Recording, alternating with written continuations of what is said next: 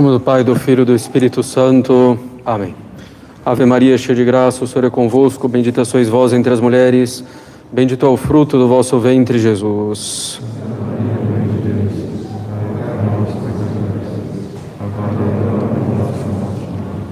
Podem sentar-se. Bom, continuamos alertando para não nos esquecermos dos erros da direita, além dos erros da esquerda.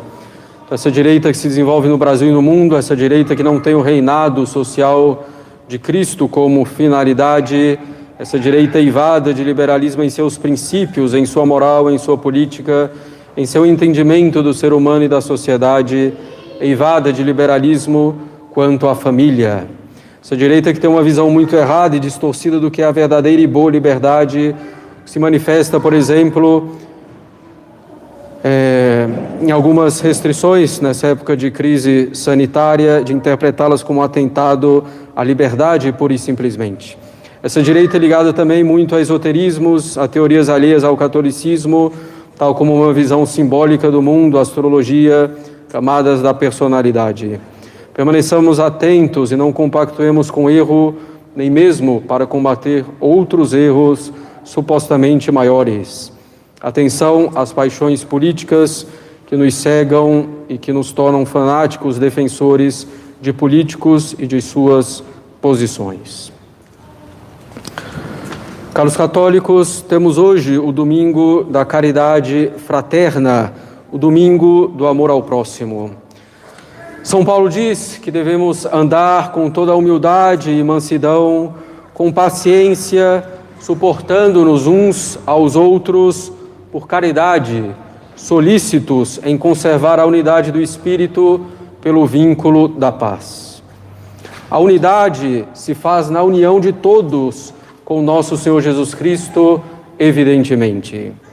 Como deixa claro nosso Senhor pelas suas palavras de hoje no Evangelho, a caridade para com o nosso próximo está em dependência da caridade para com Deus.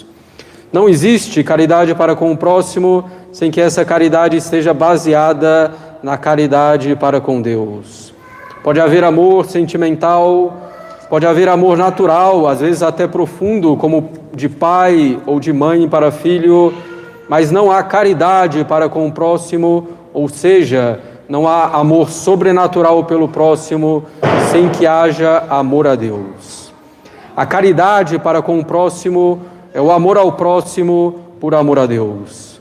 São João diz, caros católicos, que quem diz amar a Deus, mas não ama o próximo, é um mentiroso. De fato, como vamos amar a Deus que nem vemos, se não amamos aquele que está tão próximo de nós? E o contrário também é uma mentira. Sim, se alguém diz amar cristamente o próximo, mas não ama a Deus, é um mentiroso. Queria tratar hoje, caros católicos, de um ponto importante que diz respeito à caridade para com o próximo, o modo de lidar com os defeitos do próximo, seja ele o marido, a esposa, os filhos, os pais, outros familiares, colegas de trabalho, pessoas que encontramos ocasionalmente. Claro, os defeitos dos próximos que mais nos atingem são os efeitos das pessoas com quem mais convivemos. Em geral, então, familiares, colegas de trabalho. Diante dos defeitos do próximo, nossa tendência é nos impacientarmos, irmos criando uma aversão cada vez maior, até chegarmos à raiva e à intolerância para com qualquer mínima falha do nosso próximo. Pode ser que venham questionamentos sobre o porquê de Deus ter colocado tal pessoa na nossa vida, com tais características, com tais defeitos, tão opostos às nossas inclinações. Pouco a pouco, vamos tendendo a nos afastar da pessoa, a ignorá-la, por exemplo. Os caros católicos, se Deus governa todas as coisas, como temos insistido, e de fato Ele governa, devemos reconhecer que as pessoas com quem convivemos não aparecem na nossa vida como fruto do mero acaso. Deus faz as coisas bem feitas. Diante dos defeitos do próximo, devemos, em primeiro lugar, procurar ajudá-lo. Sim, se Deus nos faz conviver com alguém, é para que possamos nos ajudar mutuamente.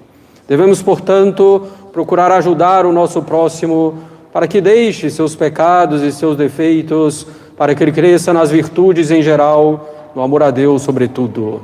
Devemos ajudar, antes de tudo, rezando, dando um bom exemplo, edificando, aconselhando, corrigindo de modo discreto ou de modo mais firme, conforme pedir a ocasião.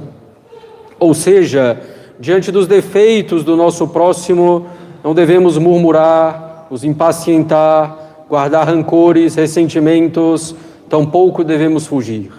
Devemos exercer a caridade para com o nosso próximo, amando em Cristo e por Cristo, para que o nosso próximo possa agradar mais a nosso Senhor. Claro, na ajuda que damos ao nosso próximo, não podemos nos colocar em perigo de pecar. Se o nosso próximo fala tanta besteira contra a castidade, que isso me coloca em ocasião de pecado, devo me afastar, por exemplo. Ou ainda, se alguém é maledicente, já tentamos corrigir, já tentamos remediar, mas a pessoa insiste nas maledicências e nós terminamos caindo também na maledicência, devemos nos afastar dessa companhia.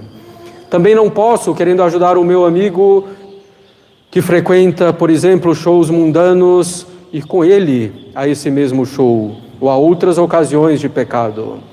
Há também certas ocasiões em que a ajuda pode ser um certo afastamento para que a pessoa perceba que há algo errado e se disponha a corrigir. Para exercer a caridade fraterna, é preciso, caros católicos, levar em conta as circunstâncias. Por exemplo, não é possível um afastamento entre os cônjuges. Deve-se, então, levar em conta as circunstâncias. Quem é o meu próximo? Quem é esse próximo? Qual é o meu dever para com ele? Qual o perigo para a minha alma? Como posso ajudá-lo mais? Por exemplo, meu dever é maior para com familiares mais próximos. Não há, portanto, uma fórmula preparada quanto ao exercício correto da caridade fraterna em cada situação. É preciso sempre levar em conta o bem da nossa própria alma, em primeiro lugar, e o bem da alma do nosso próximo. Como diz Nosso Senhor no Evangelho de hoje, devo amar o meu próximo como a mim mesmo, ou seja, devo amar a mim mesmo de modo ordenado para poder amar o meu próximo devidamente. Diante dos defeitos do próximo, caros católicos, que a nossa primeira reação não seja a murmuração, nem a fuga, nem a impaciência, muito menos o pagar na mesma moeda, o que é erro comum. Já que ele é assim comigo ou com outras pessoas, serei assim também com ele. Não, devemos procurar um meio de ajudar o nosso próximo sem prejudicar a nossa alma. Há, porém, caros católicos, o outro aspecto importantíssimo quando falamos dos defeitos do nosso próximo. É o bem, o proveito que podemos tirar para nós mesmos dos defeitos do próximo. Um dos bens que podemos tirar já está dito acima, e é o bem de poder exercer a caridade para com o nosso próximo por amor a Deus. E é um bem excelente. Com os defeitos do próximo, Nosso Senhor nos dá a graça de podermos praticar a excelente virtude da caridade fraterna. Podemos falar da arte de aproveitar os defeitos alheios, além da arte de aproveitar as próprias faltas. Deus faz as coisas bem feitas. As pessoas ao nosso redor terão muitas vezes os defeitos que exigirão de nós a correção dos nossos defeitos, a correção do nosso orgulho, a correção da nossa impaciência, a correção do apego à nossa vontade própria ou a falta de mortificação em pequenas coisas que deveremos corrigir. Os defeitos do próximo podem nos exigir paciência para suportar as contrariedades que nos causa. Eles podem também nos exigir a humildade diante de alguma humilhação imposta pelo próximo ou diante de alguém que domina, que nos apaga diante dos outros. Os defeitos do próximo podem nos exigir, muitas vezes, condescendência, ou seja, abrir mão da nossa própria visão, quando possível, para abraçar a visão do próximo. Os defeitos do próximo nos exigem também compaixão, nos fazendo colocar no lugar dele para melhor compreender seus defeitos e melhor poder ajudá-lo. Os defeitos do nosso próximo nos levam à mortificação, nos fazem combater os juízos temerários que surgem. Sim, caros católicos, temos um mar de virtudes que podemos exercer diante dos defeitos do nosso próximo. Quando, portanto, estivermos com o pensamento de que nosso próximo é insuportável, reflitamos, pois talvez os defeitos que ele tem correspondam às virtudes que precisamos para a nossa alma. Pode ser a humildade, a paciência, a negação da própria vontade, a compaixão, a misericórdia. Se soubermos aproveitar esses defeitos do próximo, poderemos avançar muito na vida espiritual. Simplesmente fugir é a pior das opções, pois não ajuda o próximo nem a nós mesmos. Continuaremos também nós nos nossos defeitos. Consideremos, então, caros católicos, os exemplos sublimes de Nossa Senhora a esse respeito. Maria Santíssima, sendo Mãe de Deus, suportou de modo admirável os defeitos do próximo. Em Belém, os próximos de José e de Maria não tinham lugar para eles na estalagem. E teve então um parto desagradável, se assim podemos dizer, no estábulo. O que fez Nossa Senhora? Criticou o imperador e seu decreto, guardou rancor dos habitantes da cidade, insensíveis a uma mulher prestes a dar à luz. O que fez Nossa Senhora? Serenamente ajudou seu esposo na busca por algum lugar minimamente apto para o nascimento do Messias, confiando que Deus sabe o que faz e sabe o que permite. E quantos frutos desse nascimento no estábulo! O canto dos anjos, impossível numa estalagem com tantas pessoas presentes. A presença dos pastores, nos dando a lição da prontidão no serviço a Deus. As lições dadas pelos animais, pelo frio, pelo mau cheiro, pela pobreza. Quantas meditações, quantas elevações de alma a Deus, quantas boas resoluções por causa do estábulo de Belém. Ver os desígnios de Deus nos defeitos das pessoas à nossa volta deve ser a primeira atitude que devemos ter diante dos defeitos do próximo. Com essa visão das coisas, não perderemos a paz e isso será o princípio para fazermos o que devemos: esperar, corrigir, aconselhar, reagir, dar um bom exemplo. Ver os desígnios de Deus nos defeitos das pessoas à nossa volta e saber que Deus cuida de tudo. Aqui, nesse episódio em Belém, é a indiferença das pessoas diante das necessidades da Sagrada Família. Devemos então agir do mesmo modo diante da indiferença das pessoas para com as nossas necessidades. Maria Santíssima sofre também com a crueldade sem fim de Herodes, que quer matar o recém-nascido. Aqui já não se trata da mera indiferença, mas do ódio, da inveja. Herodes tem medo de perder seu trono, odeia seus possíveis rivais. Paixões tão baixas de Herodes que obrigam a Sagrada Família a fugir de uma hora para outra ao Egito, longe e desconhecido. O que teríamos nós feito diante de tamanha injustiça se fosse para conosco? E uma injustiça que nos obrigasse a mudar repentinamente, drasticamente, o curso de nossa vida. Nossa Senhora pensou e confiou em Deus. Não cabia resistir.